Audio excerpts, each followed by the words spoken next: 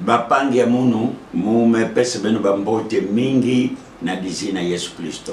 Amen. Bande konangai na pesi bino mbote mingi na kombo na Yesu Kristo. Nzambi mezona beto. Nzamba lingi biso. Yani kulunda beto sur sa grâce. Azobat la biso na se yangulu na ye. Betike batu ya masumo sauvé par grâce. Tozali basumu ki oto bikisami na ngulu. Mutu ankaka salaki lisalu wango. Mutu mususu ndi asalaki musala. Nzambi tindeka Jésus Christ. Nzambe atindaki Yesu Kristo. Sama ni kusa salaki lisalu wango. Ko aya ko sala musala wana. Kote wana confusion ve pangi na mungu. Kote mubulu pamba tende wana. Parce que Dieu est esprit. Kwete Nzambe azali molimo. Pris na Bible metuba na Jean 4. Ndenge Biblia lobi na Yohane mukapuna ya Biblia. Dieu est esprit. Nzambe azali molimo. Bon, esprit que njutu ya musunive. Bongo molimo ezali na nzoto oyo te. C'est pourquoi yani mosi salaka njutu ina. Yangwana yo moko mesali ki nzoto wana.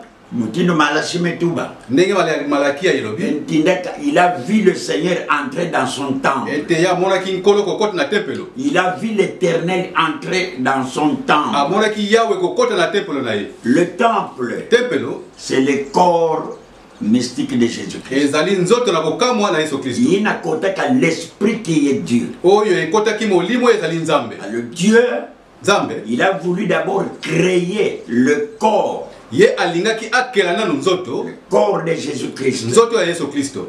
Alléluia. Amen. C'est ça le temple. Nde tempelo yango. Quand on est un Corinthien. Soki pe okei na 1 Corinthiens. Que votre corps c'est le temple du Saint-Esprit. Kuna pe lobete nzoto na yo ezali tempelo molimo santo. Il y a na 1 Corinthiens 6. Ezana kona 1 Corinthiens 6. Vous voyez? Bomoni. Ce temple là. Tempelo wana. Yina Nzambe créé ke. Oyo Nzambe akelaki. Yandi mos. Ye moko. Le jour du baptême. Mokolo ya libatisi. Il y a Jésus. Ya Yesu. L'esprit molimo qui est Dieu. Oyo ezali Nzambe.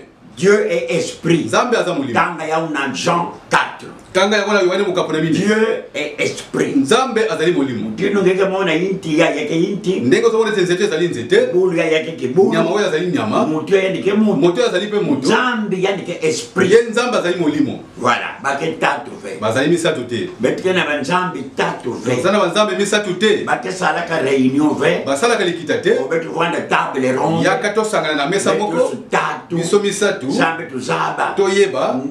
Ndombolo ya mbungu bakada. Osenga oyo mbungu bakala sengi. Betu pesa. To pesa te. Non. Te. Katula confusion ina. Longola mobulu wana. Mais la Bible déclare. Bible lobi. Mon peuple. Libota la ngai. Il ne vivrait plus jamais dans la confusion. Jamais. Parce que la révélation de la parole de Dieu nous est arrivée. Nous est parvenue. Dans cet âge. L'âge de Laodicée. Dieu a envoyé un prophète. Je sais, il y a beaucoup de prophètes. Il y a vrai. Il y a beaucoup de prophètes. Mutulenda bikula. Mutako bikola. Mutulenda sala ina zona sala. Mutako sala oya lingi. C'est vrai. Ya solo. C'est vrai. Ya solo. Bible peut tout baya. Bible peut le bien. Mais le prophète majeur. Kasi mosakole mukolo. C'est Moïse. Eza Mose. Le prophète majeur. Mosakole mukolo. C'est Esaïe. Esaïe. Le prophète majeur. C'est Jean-Baptiste. Le prophète majeur. C'est Paul. Aujourd'hui, le prophète majeur. C'est William Marion Branham. Bandeko. Parce que tu peux lire Jean-Baptiste.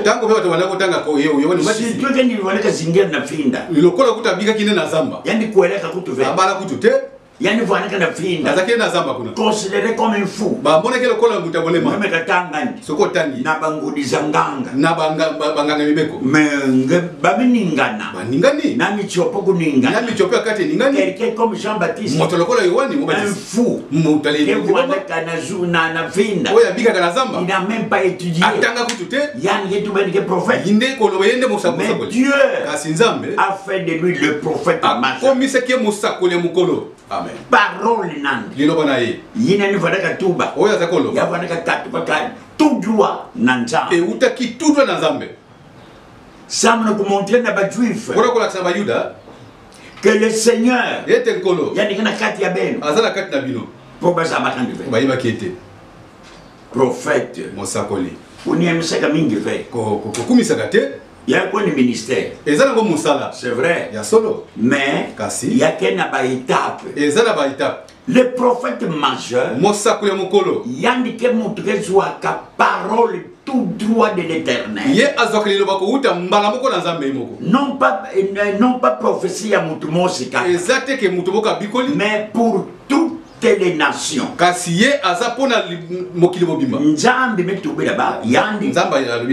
ce que je veux faire. Parce que la Bible dit que Nzambe ke sala ka diambo fe kanemi te ka zaiki savait mais yani ke tumbira ka da prophète un prophète majeur et que vendre ka mort dans sa cage. Mon frère, si tu es prophète, il n'y a pas de problème. C'est un ministère. Il y a des problèmes, mais prophète Mbikoudi, il y a Mou Moutine vendait comme Moïse. Il fut le prophète majeur qui est membre d'un Nzambe avec communiquer dans le peuple que nous allons sortir. Le Seigneur est avec nous. Dieu nous accompagnera. Nzambe que nous savons. Même si nous me douter, même que nous tchatembe, la parole de Dieu reste la parole de Dieu. C'est pourquoi mes frères, kanangezo na tuba diambo si yake di banza nange wangaje ke Nzambe fe que Dieu m'a dit, Dieu m'a dit, parce que si ya salama fait, c'est que le Dieu là a échoué. C'est-à-dire il a échoué. Mais Nzambe lenda échoué. Quand il y a que diambo dans quelqu'un kutuba, que souhait nange, tuba ke malgré épidémie me kota, mais que le Seigneur m'aide.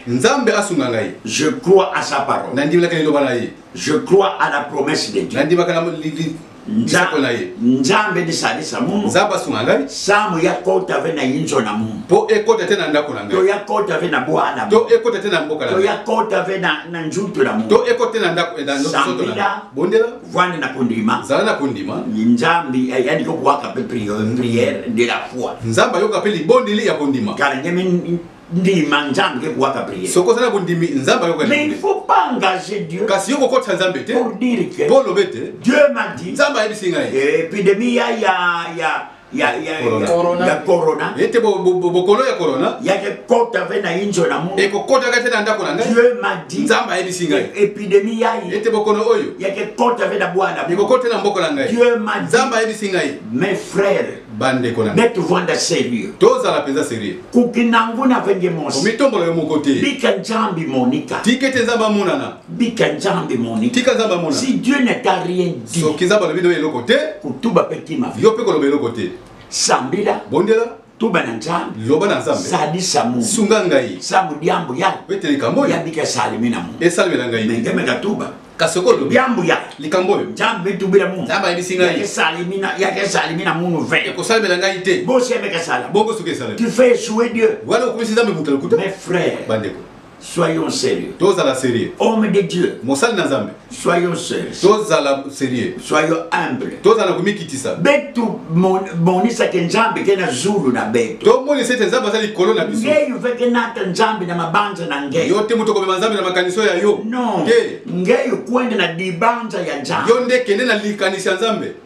Kwende na dina Nzambe tuba. Kende na oyo Nzambe alobaki. Eye foi. Zana kundima. Nanjira kundima. Nanzela kundima. Nzambe ke salisa betu. Nzambe kosunga biso. Ndima teti ina ndi tubaka keki ya vrai. Ndima na oyo ya lobete za ya solo. Ndima ke ina ndi tubaka c'est la parole de Dieu. Ndima ete oyo ya loba ezali loba na Nzambe. Eh ben Dieu prendra soin de toi. Nzambe akobaki la yo. Mais kasi kuvulina ni mambo okos ndende makambo te. Mes frères et sœurs, bandeko ya basi mibali bilumbo ke diaka ve koleza sute le Seigneur revient kolo azozonga dans très etikali penza muke il y a que promesse eza elaka mun muke tubele bino ve ngana koloba bino le te Seigneur ke kuza mbazi ete nkolo ko ya lobi non te mais muke tubele be kasi nakoloba na bino il avait déjà promis asi alaka que muke kuiza ete nakoya na kubaka be nakozwa bino je reviendrai pour vous prendre. Et puis il viendra comment?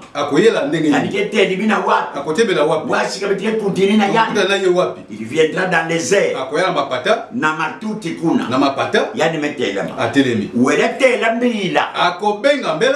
Eh bien, il n'est que quoi? Il sera enlevé.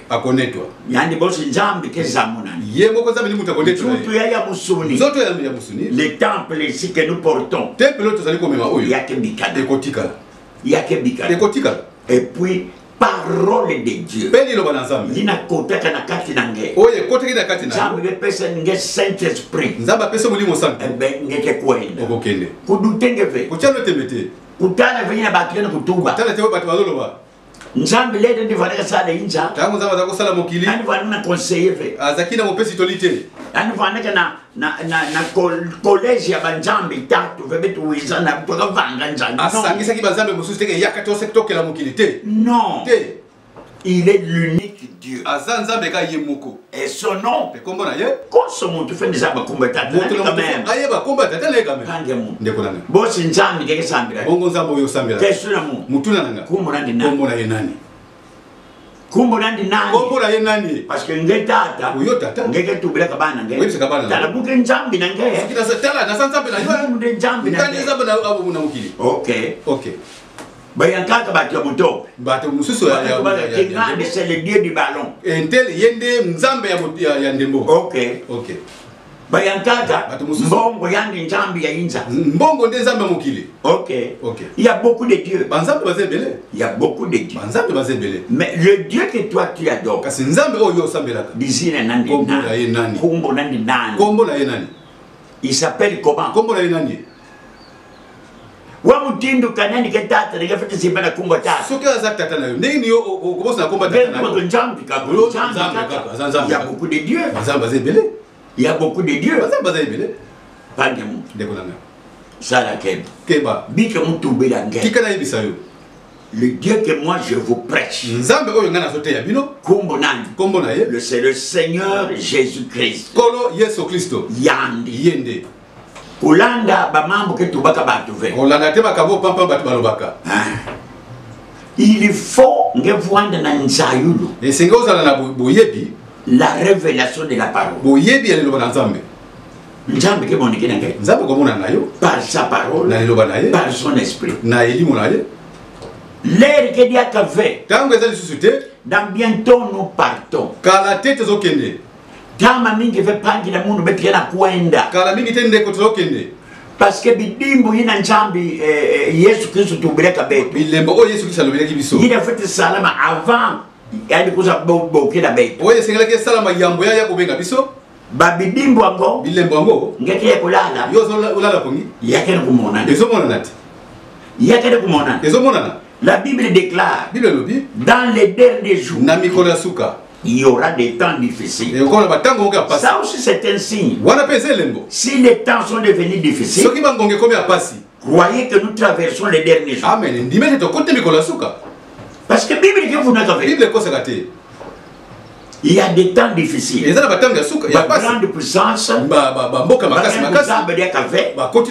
Qu'est-ce que nous devons faire? Comment devrons-nous nous en sortir? Na tel diable. Croyez que Jésus Christo, il a dit Tubaka, toutes les promesses, il a dit Pesaka, ça doit certainement s'accomplir. Moutinda dit Tubaka. Keba kupesa nzutu na ngevena na bamambo kuri kurute na inza yayi. Komi pesa tena makambezo na mokilo yo. Aujourd'hui, mutu parle de sa manière. Mutu talo ba ndenge na ye.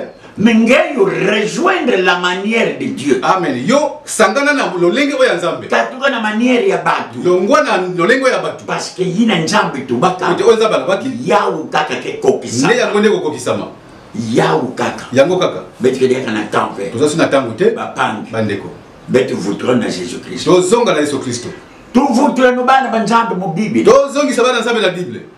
Kumone au slogan ve. Kumone kolo kole loko ba mesteko la mate. Vutuka na Bible. Zonga na Biblia. Nyoso ngeke sala. Nyoso ko sala. Soso ngeke zaba. Luka oyeba. Est-ce que Bible metu ba? Est-ce que Bible lubi nini? Na diambo le mongana ko sala. Na likambo na sala. Ngebe katala miroir. Soko tali tala. Na ilungi nange. Na ilungi nayo. Yake difera ba façon ngeke. E kesete na ndenge yo zali. Mutini ngani umeona miroir. Kaka ndenge so mona kitala. Ni nangeke. Ndenge na penza yo zali. Ebe Bible yai. Bible yo. Kali ngeke ngutala yao. Soko to tala. Ko kana pena yao. Ko kana pena yangu. Kuvanda ve différent. Ko zara bokesente. Sinon alors yake dia ka Bible. So ki bongote wane za su Bible te. C'est vrai. Ya solo. Ba kien ko se débrouiller. Ba te baso bunda. Samu balonga. Ko bate ya. Bible.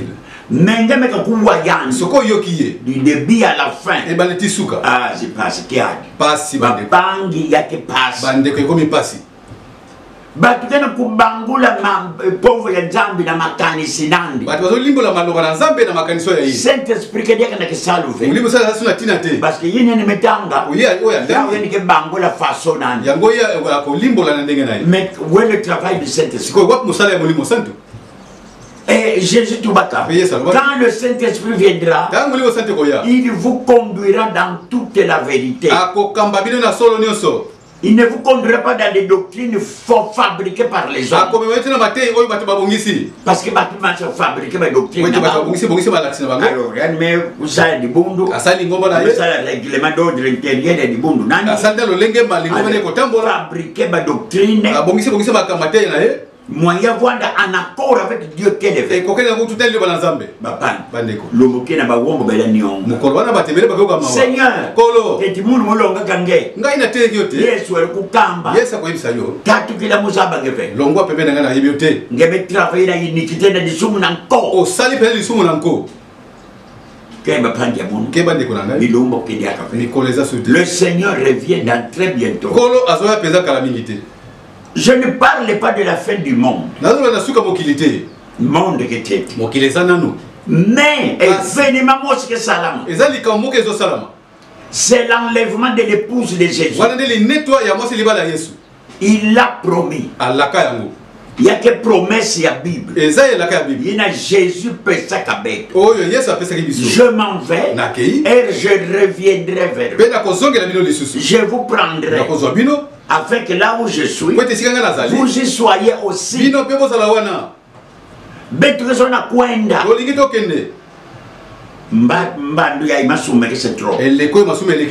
C'est vrai. Il y a même comme c'est trop. Bapan.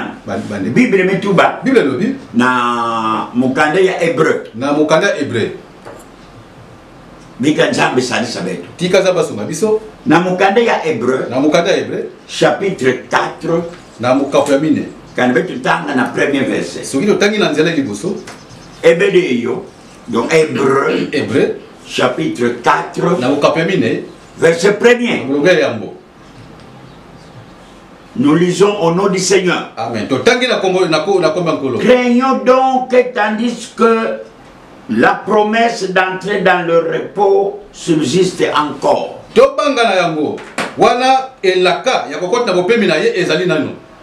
Qu'aucun de vous ne paraisse être venu trop tard.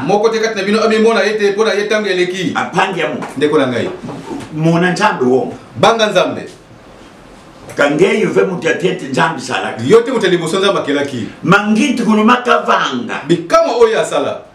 Yake salaka ngekima ve. E salaka lokote. Ngeme katala na tanga nowe. Sokota na tanga nowa. Ça ne te dit rien. E ibise lokote. Vutuwe na Sodome na Gomorrhe. Zonga na Sodome pe Gomorrhe. Ça ne te dit rien. E lokote. Mangiti kunuma Nzambe eto. Li makamu sha Nzambe na biso. Nzambe na beto. Nzambe na biso. Il est le même hier. Azambe ngebe ko lobi. Aujourd'hui. Lelo et éternellement. Beli. Bika kwenda tenga. Tika ko kende ko tenga. Allons-y dans la parole de Dieu. Donc vraiment limana na loba Nzambe. Il est le même hier. Azambe ngebe ko lobi. Il est ne salaka mazon. Oya salaki lobi. Jésus Toubaka. Yes, alobaki. Yadi Toubaka ya. Alobaki amu. Tala yina ni salaka na tangu ya Noé. Tala oya sana tanga Noah. Tu vas entrer dans l'arche. Alobi kota na masuwa. Notre Dieu, Nzambe na biso, il n'est pas un Dieu de répétition. Azanzambo ya zonga kama alobate. Il te parle. Ayebisi yo. Il s'arrête là. Asuki wana. Quitte à toi. Yo kaka. D'accepter ondima ou de refuser. Tomboya. Dieu n'est pas là. Nzamba zane kunate. Ngeyo kaka. Kaka yo. Le Dieu que nous adorons est-il un dictateur ou bien un démocrate? C'est ça l'interprétation. Merci. Amen. Le Dieu que nous adorons, il est démocrate.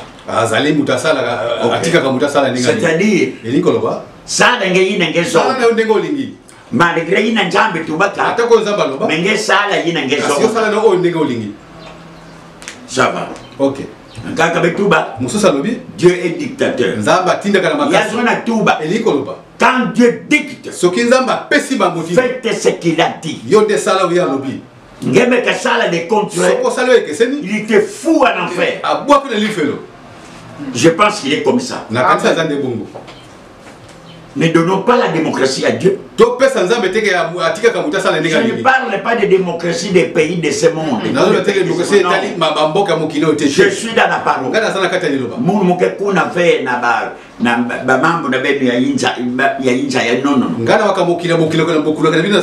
Je prie pour les politiciens.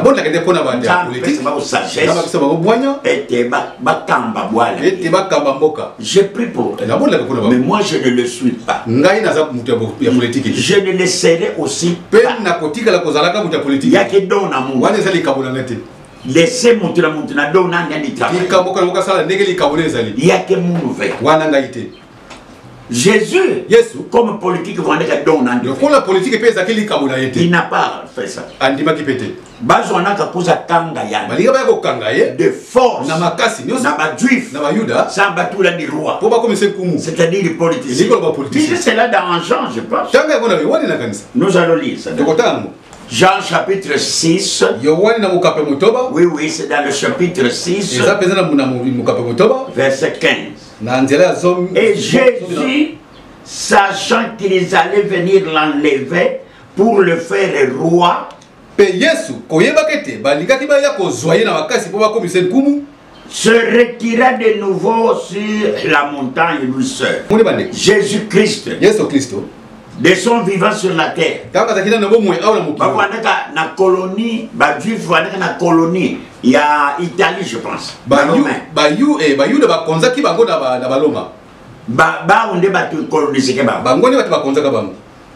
Alors, dans l'ère Jésus Kouzaka, Buna Israël qui était sous la colonie.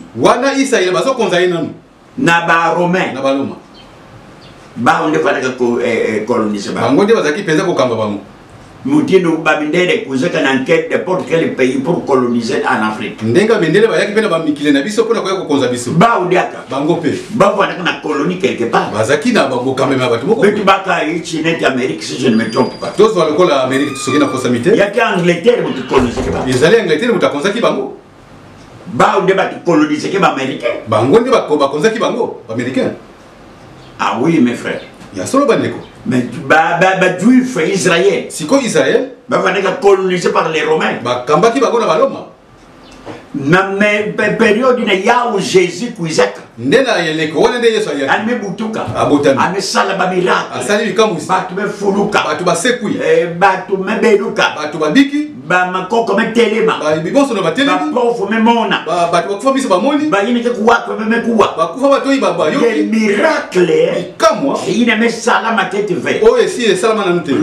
marchait sur les eaux. Cimetière. Kwenda baka Lazare. Il n'a pas dit qu'il y a 4 jours passés. Et on même foutu na injonan. Mubanzi kutali kuteka fulu badi dekade yake tetinanga. Alors il me baka fulu nandi. Kocha na injo. Il même foutu na chambre.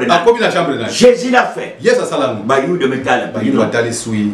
Mutoyo. Comme être colonisé par les Romains. Le colo balomba bazo kababiso. Na puissance y'a yandi. Na makaso azanango. S'il parle, soka lobi, les Romains vont fuir. Ba loma ba okima. Sans que kusimba minduku benini. Na kusimba kutu manduki teto eloko ni. S'il parle seulement. Kaka soka lobi. Même mon peuple ne veut pas mon abat. Attends mon peuple comme même bango penza. Alors dans ce cas-là, na tango. En tout cas beto. Na biso. Beto nous nommer roi na beto. Tozo tia kumu na biso. Rien à faire, faut beto nommer roi na. Kita tonga da tozo tia kumu na biso. Mais na ba me kuza sangana. Ba yeko sangana. Ba beto ba ben meza. Oui. Si beto zona tout la roi. Soki tozo tia kumu. Na kati ya Israël. Na kati ya mboko Israël. Beto ba ka Jésus de Nazareth. Tozo Yesu de Nazareth. Wa mutini ba kona pon na Jésus. Ba pore ke ndenge nini? Yandi tanga ka ve. Atanga te. Yandi côté quand même primaire ve. Ata première année à côté te. Mais na ba me pon na yandi. Ko ba poniye. Na ba docteur. Na ba dokotolo. Ça me vendre roi. Poya za nkumu. Jésus en tant que Dieu. Yesu lokola za kinzambe. Yandi zabaka. Ayebaki. Ba mabanja nyonso ba vana ka ba. Makanisi nyonso ba za kina. Yandi mona ka ba. Amona ki bango. Vana ngekele pange bwina kuwa mu. Esika ovandi ndeko zoka ngai. Mabanja ina yange. Na makaniso ya yo. Nzambe kumona. Nzamba zotalamu. Tiekene kubanchira batu ba mambo. Tiyo zokansila batu makambo. Ba mambo ya yimpe. Makambo ya mabe pelisusu. Nzambe kumona nge. Nzamba zotalamu.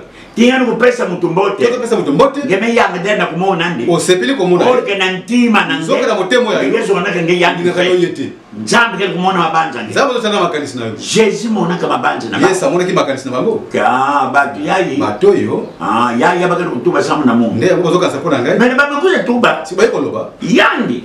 Ye jamais me kuzaka na ba réunion na beti ya politique. Ayaka na ba réunion ya politique. Rien. Ata kilo mos. Mukolo moko te. Est-ce qu'il kendima? Est-ce qu'on dima? Ba metu ba non.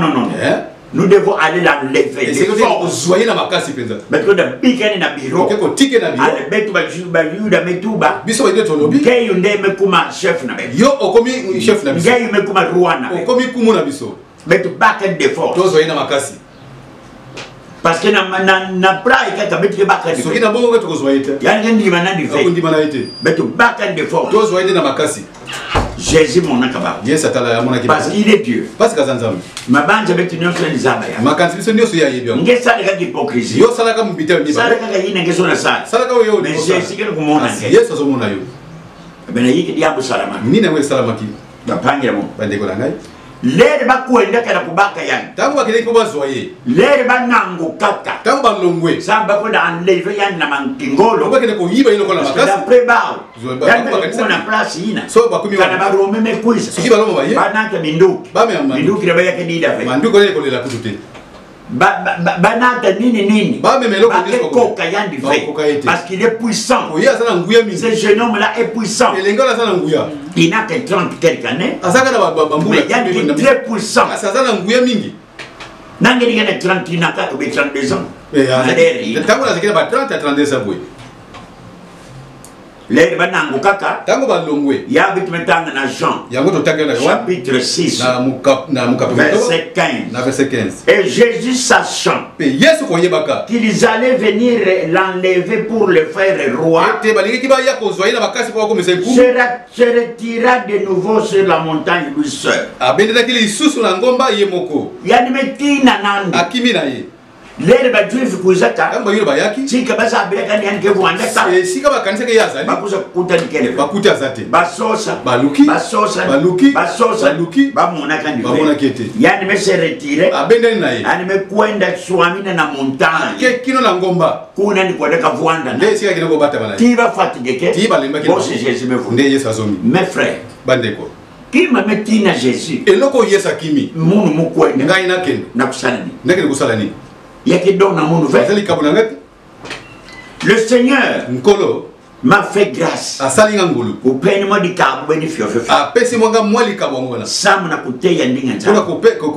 j'écris en son nom.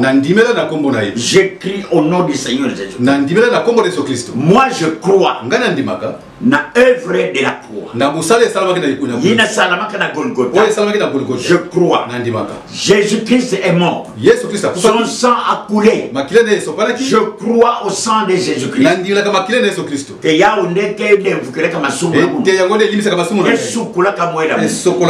Je crois à toutes les promesses de Dieu. Malgré les erreurs, mes erreurs, mes faiblesses, mais je crois à la parole de Dieu.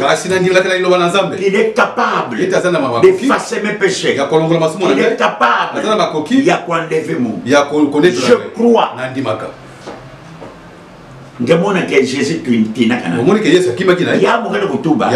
Quand je dis, je cite les dictatures, démocratie, il y a pas de mot français, non? Il y a pas de mot français. C'est-à-dire, je suis démocrate. Il n'y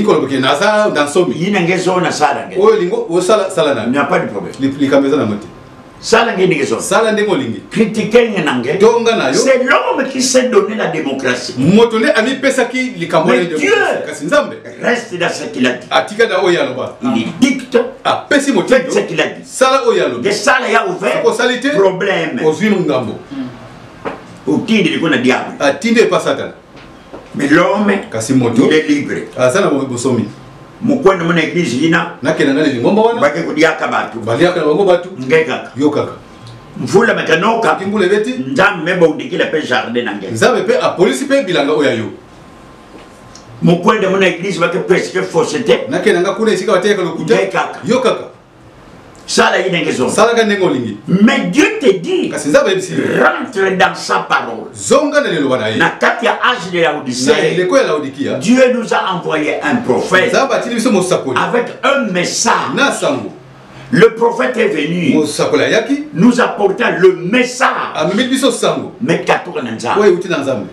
le message ne s'appelle pas William Marion Branham. Non. Le message, c'est Jésus-Christ. C'est Jésus-Christ. William Branham, Yannick Moutou, Zambi Ponaka, Natina Moudou message. Yake Mukanda. Bamengeme sonika Mukanda. Yame kwenda na bwana mosi quelque part.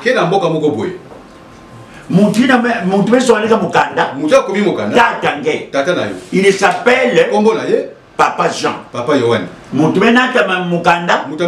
Papa Benoît.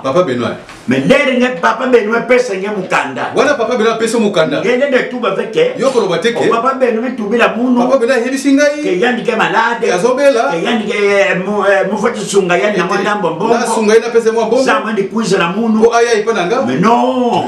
Ce n'est pas Benoît qui a parlé. Benoît a amené la lettre. Mais la lettre, tout doit de ton père. Même si Benoît est là, papa met tout. Il est malade. Alléluia. Amen. Le message ne s'appelle pas William Marion Branham. Il est porteur du message. Mais le message s'appelle le Seigneur Jésus-Christ. S'appelle la parole de Dieu. Jésus, c'est la parole, n'est-ce pas? Amen. Dans chaque âge, le message de cet âge-là, c'est Christ lui-même. Parce que c'est sa parole. La parole avec Christ, ce ne sont pas deux choses différentes. Au commencement était la parole. La parole était avec Dieu. La parole était Dieu. La parole est venue sur la terre, habiter avec nous. Il y a que Jean chapitre 1er, de 1 à 2, 3 peut-être, point de 14. Oh, Pangam. Mais tout ça la terre. Craignons donc na hébreu. Craignons donc. Tandis que la promesse d'entrer dans son royaume, dans son repos subsiste encore. Bon, il y a quelque chose à manier ça. c'est fini. Verset yaï. Verset il y a que voir la puissance. Il y a que voir pas valable. Parce que nous sommes en. Parce que tu suis de côté. Et c'est dans bientôt. Abandonnez toutes les doctrines. Abandonnez tout. Jésus-Christ te parle. Abandonnez toutes vos doctrines là de fabrication locale. Moi, votre frère Mbongo. Parole il ne met qu'à tout cas. Nanzambi. Nanzila ya message avec mes bas. Dieu a envoyé quelqu'un. Il y a beaucoup de prophètes qui se vantent. Ils se vanter. Je suis prophète. Je suis prophète. Ok. Venez. Venez. Venez.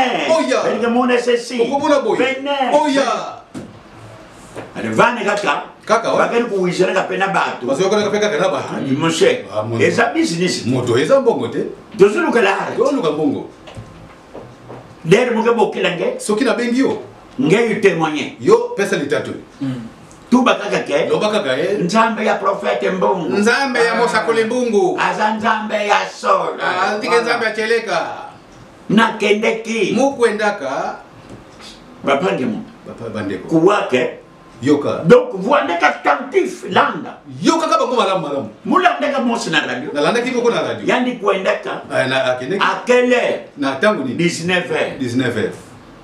Prophète asakoli. Mosakole mesakola. Alobi na ngai. Ametu bila muno. Yo. Nge. Bakopere yo lisusu te. Bakesa lengere ke lipasu ve. Kende. Kwenda. Obigisani. Ngemeni aka. Mena kuna ni kwenda. Sika ni sika keneki. Amkona bakana diare. Akeko so diare. Après tout, si mana neoso. Na ba 22h ina. Na ba 22h. Ba diare. Asumbi. Imene. Esili. Le matin, na tongo nango. Même nous hein. Kaka na butu. Le matin, na tongo. Ya ngani kupesa témoignage. Azo pesa litatu. En tout cas, ba mona ko mona malade. Ba mona ngena ba opérer mono. Ba pasula ngai. Mais sikoyo. Prophète me semble la mosaka la bonne pona ngai. Lu semble ben lu mboué de l'ekimbaevo. Le bon le oye bakise malade. Am kona sala diare. Akeko sala la diare. Est-ce que Jésus-Christ a travaillé comme ça? Yes, ça sala ki bongo. S'il te dit que tu es guéri, tu es guéri. C'est obiki, c'est obiki. Alors moumé zabake. Na ibete.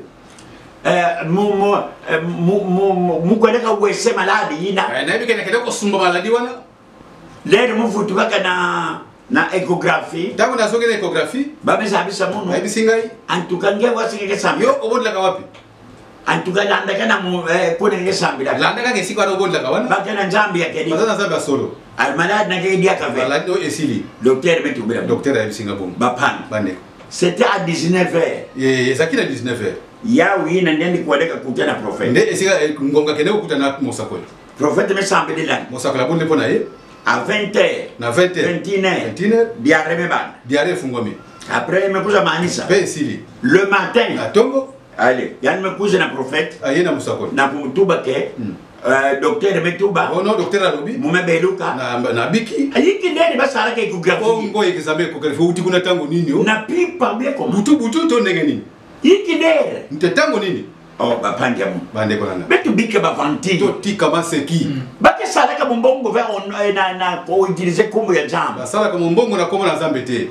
Kombo ya nzambe. Kombo ya nzambe. Yake wanika utiliser pour que des âmes soient sauvées. Amen. Basala la kango pone milima batebika. Amen. Ce n'est pas pour faire de l'argent. Ezati ko sala mbongo na yo. Non. Te. Soyons sérieux. Au dernier jour, tu en rendras compte. Si Dieu n'a qu'à rien dit, et que ne me voulait pas dire, tu auras la suite. Nzambe ngene kuvibilira ngene. Et Dieu t'appelle. Bika bavantir yina. Baka saraka di saponge ve na parole de Dieu. Basala kama saponge tena lilo bana nzambe. Non. Frère. Moïse, un grand homme de Dieu. Moïse, un prophète majeur. Il parlait avec Dieu comme ça.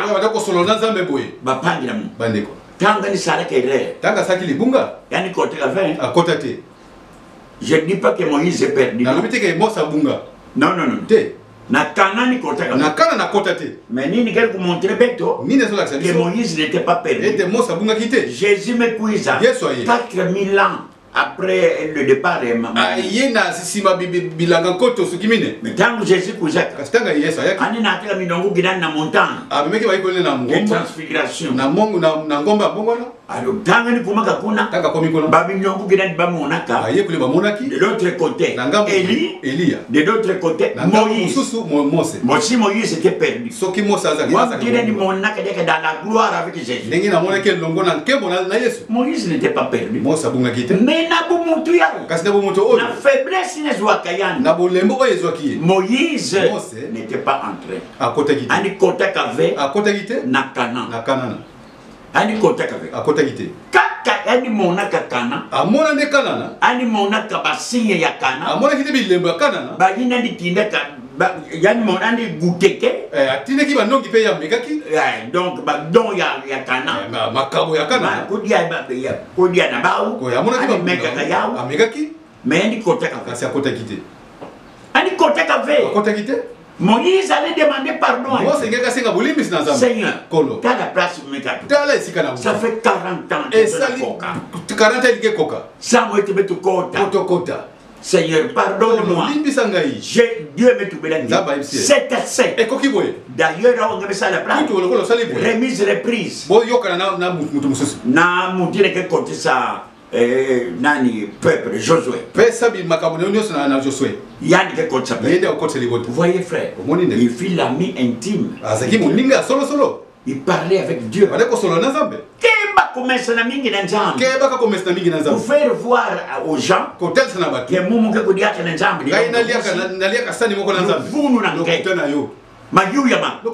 Dieu demeure et reste dans sa parole. Toi, tu n'es même pas dans la parole. Tu fais semblant. Il y a côté Nzambe, mais tu n'es pas là dans l'assiette de la parole. Il n'y a qu'une assiette qui a parole. Il est dans le message.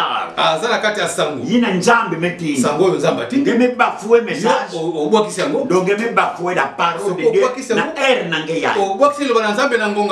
Mais tu fais l'orgueil. Je suis. Je suis.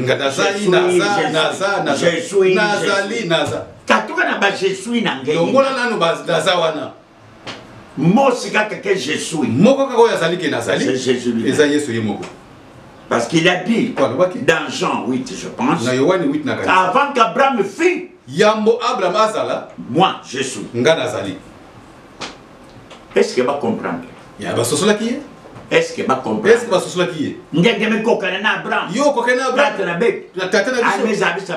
Avant qu'Abraham fût, je suis. Voilà qu'à distrait. Mon qui ne distraction mais compte à bilumbu ya. Je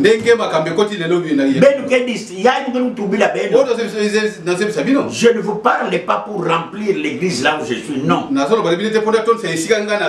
je vous parle pour que votre âme soit sauvée. Et bien sortez de là où vous êtes. Jésus me savait ça. Avant qu'Abraham fût, je suis. C'est-à-dire quoi? Tala na Exode. Tango bayusaka yana éternel na Moïse. Tango batuna ke na Mose.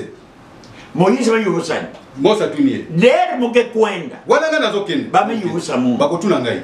Kumbo nzambi ina metinda ke nani? Kombo ya nzambo ya tindio nani? Yiki réponse l'éternel tuba. Yana nini yo yawo alobaki? Kwenda zabisa peuple. Yebisa libota. Celui qui s'appelle Je suis. Oyo kombo na ye nazali. C'est lui qui m'a envoyé vers vous. Yende atindenga ipa na bino. Il s'appelle Je suis. Kombo na ye nazali. Yaki kwa na Exode. Eza na Exodo. Na Exode. Na mukanda Exodo. Chapitre 3. Na mukapo emisato. Verset 14. Na nzela ya tuku ya zomi na mine. Exode 3, 14. Exode chapitre 3, verset 14. Dieu dit à Moïse, je suis celui qui suis. Nazali oyo azali. Il ajouta. C'est ainsi que qui répondra aux enfants d'Israël. Celui qui s'appelle Je suis m'a envoyé vers vous. Ngememona lisolo ya Moïse na Nzambe. Celui qui s'appelle Je suis. Yandi metinda munu na be. Bon, maintenant quoi? Juif salaka fait attention. Na mambo gina. Jésus. Yes. Ba metubene na ba pharisien. Na Jean chapitre 8. Na Yohane mokapia mwami.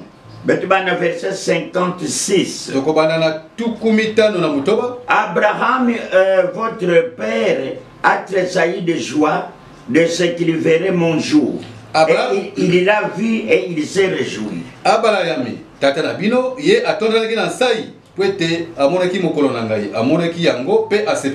Jésus nous savait ça va juif. Voilà yes azo ipa. Tabe ni na ndu baka Abraham. Tate uzo kumisa wana Abraham. Yani sepela ko mona kilumbu na Mungu. Ye asepela ko mona mukolo na. Pe yani mona ka ya amona ki yango. Pe yani sepela ka. Pe asepela ki. Bapanga Abraham me luteka ya ine. Il y a peu 400 ans. Wana Abraham asi aleka bambula siki kombe.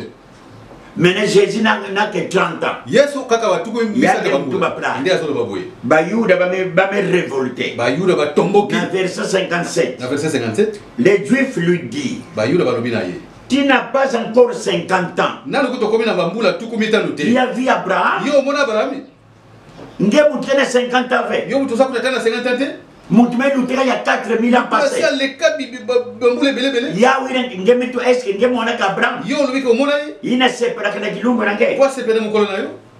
Verset 58. La réponse de Jésus. Nde eyana Yesu. Jésus c'est la parole. Yesu nde liloba. Lui rien que la parole. Ye azaka liloba. Jésus leur dit. Yesu ayebisaki bango. En vérité, je vous le dis. Solo na lobi na bino. Quand Jésus dit en vérité, ce qui est ça lobi c'est solo. Yazona tuba. Eli koloba. Quand Étienne voit un prophète. Ce cas ça comme ça quoi. Sinon fait tuba ainsi dit le Seigneur. Et Seigneur qui dit loba. Boyende ya walobi. Ah mais Yann Mose en tant que Seigneur. Kolo yemuka za kinkolo. Aucun verset biblique. Ata verset boko te ya Bible. Ina Jésus tuba ainsi dit le Seigneur. Yesu loba ki ya walobi boye. Parce que le Seigneur c'est lui. Konkolo ezandeye. Lui disait en vérité. Amen. En vérité, je vous le dis. Solo na ibisi bino. Amen. Avant qu'Abraham fût, Yambo Abraham azala. Je suis. Ngana azali. Yann me répété le je suis na Moïse. L'Éternel a dit à Moïse. Azongli kaka nazali oyo Yahweh alobaki na Mose. C'est lui qui s'appelle je suis. Oyo kombo na ye nazali. En vérité, je vous le dis. Solo na lobi na bino. Avant qu'Abraham fût, Yambo Abraham azala. Je suis. Nazali. Bayuda. Bavouandaka vraiment embrouillé. Babulungani penza. Il n'avait pas la révélation. Pour voir le nom là, je suis. Il n'y a que mot, c'est vrai. Il n'y a que verbe. C'est vrai. Mais il y a un kumbo njambi pesakana. Na Moïse, celui qui s'appelle Je suis. Jésus me répétait Yahweh. Mais ba visaka ve. Ba simbaka Yahweh. Ba sosolaka Yahweh. Bubu yayi. Lemvu neni wa njambe kama kutuvangi. Ngolo munene oyo nzamba sali. Yesu na lutseko di Yahweh. Olingolekisa yango. Dieu nous a envoyé un message. Nzambe atilibiso sango. Bapang. Bandeko. Si le nom de William Branham vous fait mal, parce qu'il n'est pas Dieu, il ne sera pas aussi Dieu. C'est la parole qu'il a prêchée. Lui, il fit un homme. Nanketo.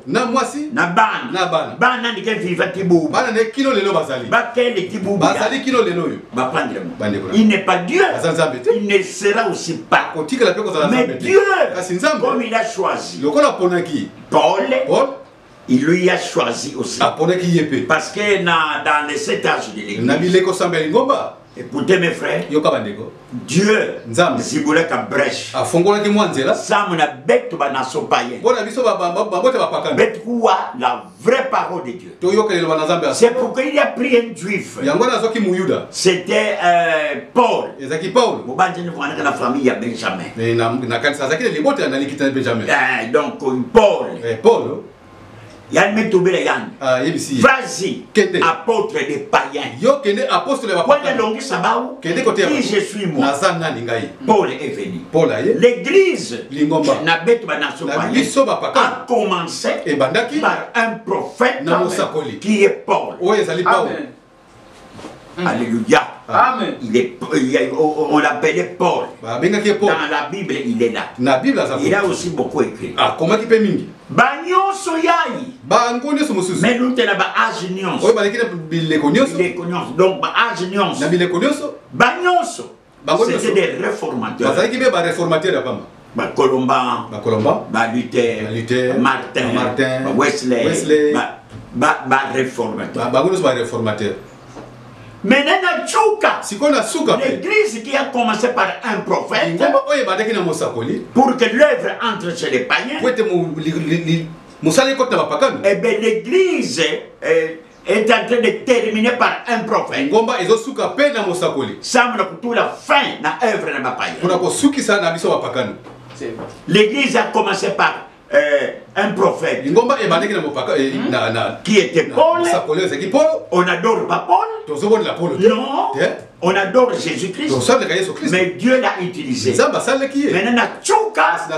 et l'église n'a fin avec un prophète qui est William Branham. C'est pourquoi William Branham dit: j'ai prêché comme Paul. La parole que Paul a prêchée, c'est ce que moi aussi j'ai prêché. Il est le même hier, aujourd'hui, éternellement. N'adorez jamais Branham. Tu serais un idolâtre.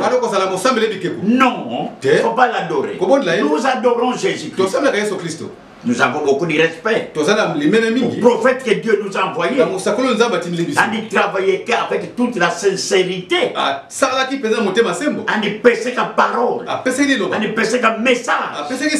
Message, parole, il n'a jamais pèse le yaoumé. Yani pèse le yaoumé. Et quand on mansaka, il est parti. Il ne vit plus. Yandine qui ne vit plus. Mais la parole qu'il a prêchée, le message qu'il nous a donné est vivant jusqu'au jour. Mesdames, bientôt, il y a quelque chose à manier. Parce qu'après l'enlèvement,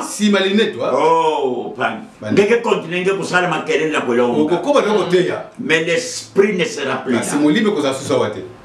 Nzambe ke futuka na ba juif sama na kweli kukimunikisa ke munu ya Jésus betu tulaka na ikuluso na grand 30 yina ke vwanda maintenant Nzambe ke tinda deux prophètes Moïse yina ba zabaka na Élie. Amen. Israël. À ce moment-là, le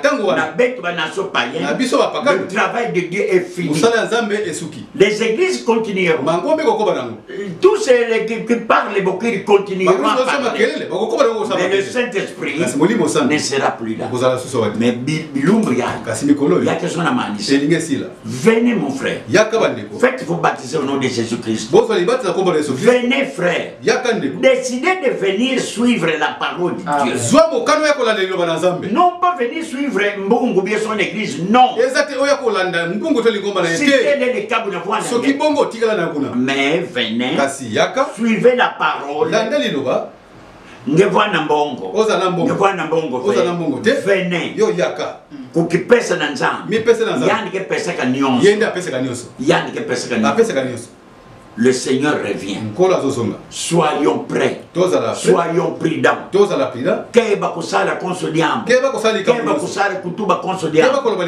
Soyons prudents. Jésus revient. bika nzambi alisunga tika zamba sunga nzambi sakumuna zamba pambola mosi na mosi moko na moko na lizina Yesu Kristo na kombo Yesu Kristo. Amen. Amen. Betsambila tobondela tata nzambi c'est vrai bilumbo memanisi ya solo mikolesili betke yake na tanve tozasi na tango te nyonso nenge tubaka nyonso yo loba nzambi yao betke na kumo yango tuzomona za nge tubaka depuis très longtemps aussi loba ko kala kala dans les derniers jours il y aurait des temps difficiles na mikola suke ko sala tango ga passe dans la difficulté me kuma na incha la kokso to komina ngona mukili batu ya kimvwamba bakene kunyonga batambo mazoka bakene kudira bazolela baputu bakene kunyonga bapauvre bazolela bakene kudira bazolela ba grande puissance bakene kunyonga baboka bakasi bazolela. Oh Jésus, Yesu c'est le temps. La difficulté n'est que tout va que causer la bête. Il y a me coca partout la bête oignon. Il y a me montré bête tout cas. C'est un grand signe qui nous montre que bête me comme un faim. Et ça dans les derniers jours, il y aura des temps difficiles. Musunga bête. Sadi sabet. Katu la minti mama banga. Ninga njambi ya pénétrer minti mama banga. Pesa na ngeye. Na dizina Yesu Kristo. Amen. Amen. 081 36 39 100. Yawe na numero na mpangi na Mungu. Numero na ngai wa yango na. Bika fumo sako mwana. Zambe apambola. Amen. Amen.